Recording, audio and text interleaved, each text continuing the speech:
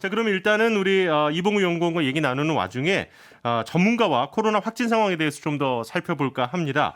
이대 목동병원 호흡기내과의 천은미 교수 전화로 연결이 되어 있거든요. 자, 교수님 안녕하세요. 네, 안녕하십니까? 네네. 상당히 좀 걱정스러운 뉴스로 오늘 또 출발을 하게 됐습니다. 경기 영어학원 또 마포구 주점 집단 감염에서 또 이 델타 변이 바이러스가 확인이 됐다 그러더라고요. 이 네. 우리나라에서 이 말로만 듣던 델타 변이 좀 빠르게 퍼질 위험이 좀 생긴 겁니까? 네, 지금 델타 변이는 특징이 바이러스가 폐세포의 결합력이 매우 강하기 때문에 바이러스 복제 양이 많아서 가까이 있는 주변에 전파를 잘 시킵니다. 네. 특히나 20대, 30대들이 활동력이 강한 반면 백신 접종이 되지 않은 상태고 음. 방역이 지금 좀 느슨해지기 때문에 분명히 확산세가 될 거고 지금 나오는 이런 감염자들은 이미 한 달 정도의 기간을 두고 감염되신 분들이고 예. 이번에 영어학원발 그 교사 강사분들도 보면 지난 19일에 모임을 가진 이후에 24일부터 확산이 되고 있거든요. 예. 그렇다면 앞으로 한 달 이상은 지금의 방역을 강화하더라도 확진자가 계속 증가할 위험이 높다고 생각합니다. 이 코로나 확진자가 800명 가까이 나왔고요. 또 수도권 확진이 80% 이상이라고 하네요. 예. 아니, 수도권에서 확진이 이렇게 좀 늘어나는 이유, 그리고 참 뭐 누가 보더라도 좀 심각한 상황인데 어느 정도로 심각한 겁니까? 수도권은 우리가 일상생활 공간에서 뭐 학교라든지 직장이라든지 다중 이용시설을 젊은 분들이 많이 이용하면서 인구 밀도가 높기 때문에 지금까지 지방에서 확산세가 되면 한두 달이면 방역 강화를 통해서 안정화가 됐지만 예. 수도권은 3차 대유행 이후로 지금까지 지속이 되고 있습니다. 네네. 그렇기 때문에 수도권에서 이 델타 변이가 유행하는 것은 해외 사례, 특히 영국 사례를 보더라도 예방 접종률이 성인이 1회가 84%까지 올라가도 확진자가 계속 증가하고 있고 예. 이러한 사례를 우리도 지금 유사한 사례로 가고 있기 때문에 예방 접종을 최대한 2차 접종까지 완료하도록 아스트라제네카 접종 시에는 교차 접종을 지금 권고를 해야 될 수도 있고요. 예, 이렇게 예. 개인적으로는 이런 모임이라든지 마스크 착용을 철저히 하고 사업주는 사업주별로 개인의 어떤 그 업주별 방역을 철저히 하고 또 정부로서는 이 검역을 초기에 좀 더 강화를 하는 것이 좋지 않을까 하는 아쉬움이 있지만 지금이라도 최대한 이런 변이가 발생하는 지역에서 들어오는 분들에 대해서는 최소한의 자가격리는 필요하다고 생각합니다. 네. 아니, 지금 이제 교차 접종 얘기를 해주셔서 뭐 교차 접종이라는 게 아스트라제네카를 1차를 맞고 뭐 2차는 화이자나 뭐 다른 걸 맞는 걸 얘기를 하신 거잖아요. 네, 맞습니다. 근데 이제 또 해외에서는 부스터샷이라 그래가지고 한 번 더 이제 1, 2차를 맞으신 분도 추가 접종하는 방안 뭐 이런 얘기도 나오던데 우리나라도 좀 길게 보면 이 추가 접종도 검토를 해봐야 될까요? 어떻게 보십니까?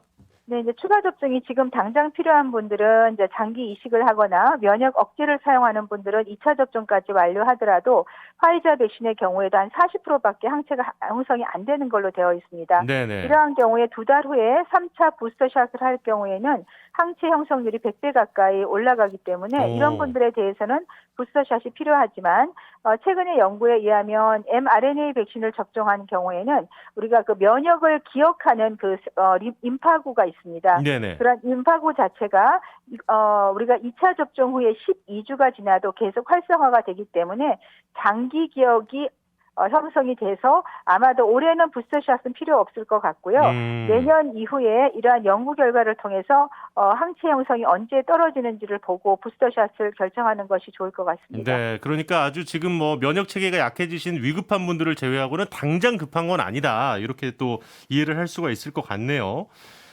내일부터 이제 전국적으로 원래는 이제 7월 1일부로 사회적 거리두기를 좀 완화하는 거죠. 예, 이걸 할 예정이었는데 상황이 지금 이렇게 심각해지다 보니까 수도권은 거리두기 개편을 일주일 미뤘습니다. 이 정부의 대응 어떻게 평가하십니까? 네, 지난주부터 이 감염 재생산 지수가 1을 넘었고 주말 토요일 600명을 넘었습니다.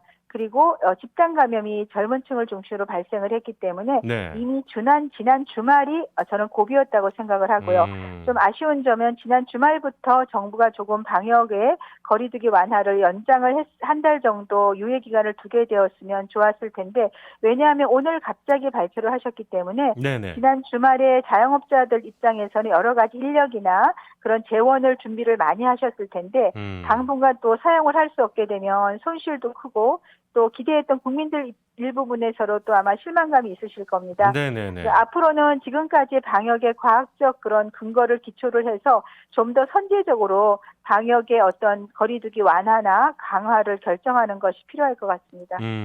아니 근데 뭐 그렇다 보니까 지금 말씀해 주신 것처럼 서울만이라도 좀 선제적으로 3단계까지 좀 이렇게 당장 올려야 되는 거 아니냐 뭐 이런 지적들도 있긴 하더라고요. 물론 아주 조심스럽습니다만은 어떻게 생각하시나요? 지금의 상황은 저는 개인적으로 3단계에 준한다고 생각합니다.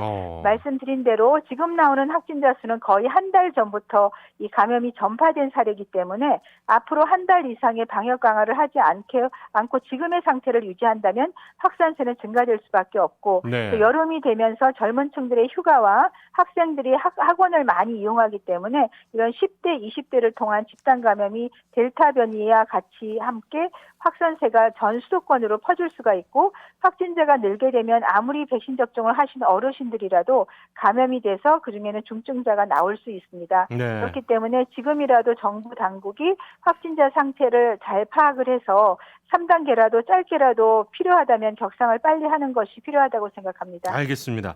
자, 오늘 말씀 여기까지 듣겠습니다. 천은미 교수였습니다. 고맙습니다. 네, 감사합니다. 네. 평일 저녁 6시 5분에 여러분을 찾아갑니다. MBC 라디오 표창원의 뉴스 하이킥.